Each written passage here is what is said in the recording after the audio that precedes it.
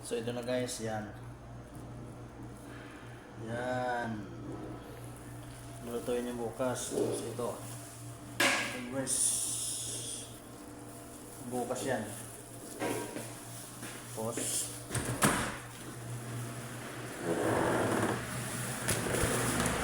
Ito. Yan, pagbukas yan. Ito. Ito yung pagbukas.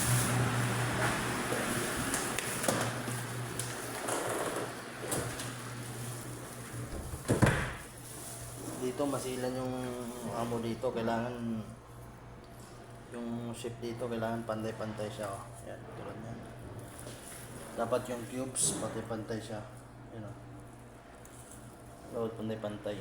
So ito, mga fat, gamitin yan bukas. Ito, pwede siya gawing kima. Pinakita ko yung last video. May ano doon,